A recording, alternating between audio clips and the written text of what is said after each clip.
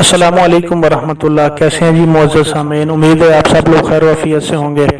میری کسی بھی بات سے آپ اگر اختلاف کرنا چاہیں تو آپ اختلاف ضرور کریں اور میری بھی تصحیح فرماتے رہیں، جو کچھ آپ کے پاس نالج ہو ہم مجھ سے شیئر بھی کرتے رہیں۔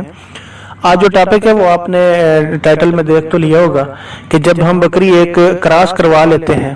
تو پھر کیا اس کو چھوڑ دینا ہے، اسپیئر کر دینا ہے کہ 5 مہینے بعد یہ خود ہی بچہ ڈیلیور کر دے گی اور ہم پھر اس کے مالک بن جائیں گے؟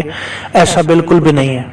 بکری کی ہر قدم پہ آپ نے احتیاط کرنی ہے۔ آپ نے اگر کراسنگ کا طریقہ اور کراسنگ کے لیے پریپیئر کرنے بکری کو کس طرح پریپیئر کرنا ہے وہ اگر آپ نے نہیں دیکھا تو چینل پہ ویڈیو موجود ہے، اور بھی بہت سے سوشل میڈیا پہ ایکسپرٹس لوگ ہیں جو بتاتے رہتے ہیں کہ کس طرح سے بکری تیار کرنی ہے۔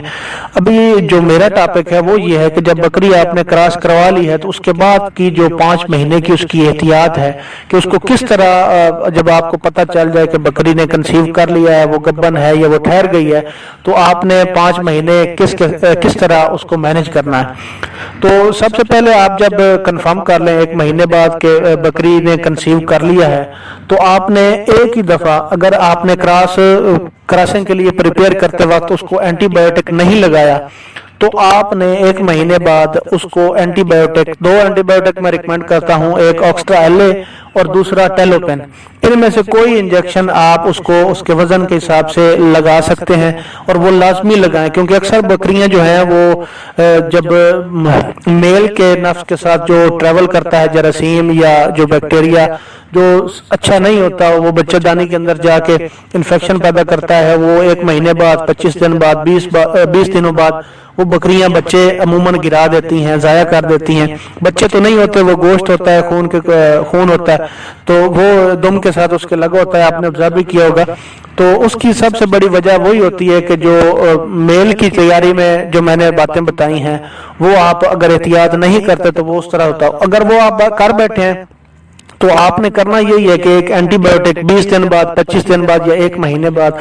جب کنفرم ہو جائے پریگننٹ ہے گوٹ تو آپ نے اینٹی بایوٹک اس کو ایک لگانا ہے اور یہ لازمی لگانا ہے۔ دوسرا، آپ نے اگر تیار کرتے وقت اس کو ایک جو وٹامن AD3E کا جو انجیکشن لگایا تھا، اگر آپ نے وہ نہیں لگایا تو پوری مقدار میں وہ انجیکشن آپ اس کو لگا دیں۔ ویسے تو وہ 100 دن کے لیے کافی ہوتا ہے اگر آپ نے تیاری میں لگا دیا، لیکن آپ نے اگر نہیں لگایا اور اگر لگایا بھی ہے تو آدھی مقدار جو ہے ریکوائرڈ مقدار اس کو آپ پہلے مہینے بھی لگا دیں، کیونکہ بچوں نے اس دوران تھوڑا سا گروتھ شروع کرنی ہوتی ہے تو وہ ان وٹامن کی ڈیفیشنسی نہیں ہونے دینی آپ نے، ادروائز وہ بکری بچے گرا سکتی ہے۔ تو آپ نے وٹامن AD3 کا انجیکشن بھی لگا دیا اور آپ نے آکسٹرا ایل اے کا بھی لگا دیا۔ ابھی اس کے بعد آپ نے 4 مہینے جو باقی ہیں اس دوران آکسٹرا ایل اے یا ٹیلوپین یا اینٹی بایوٹک کوئی بھی استعمال نہیں کروانا۔ اس کی وجہ یہ ہے کہ یہ جب آپ انجیکشن لگاتے ہیں تو اس سے یہ بہت سخت انجیکشن ہوتے ہیں، بکری جو ہے نا ریئیکشن کے طور پہ بھی بچے گرا سکتی ہے، تو آپ نے کوئی بھی سخت انجیکشن نہیں لگانا ہے۔ AD3 آپ بے شک ہر مہینے لگاتے رہیں، کوئی مسئلہ نہیں ہے۔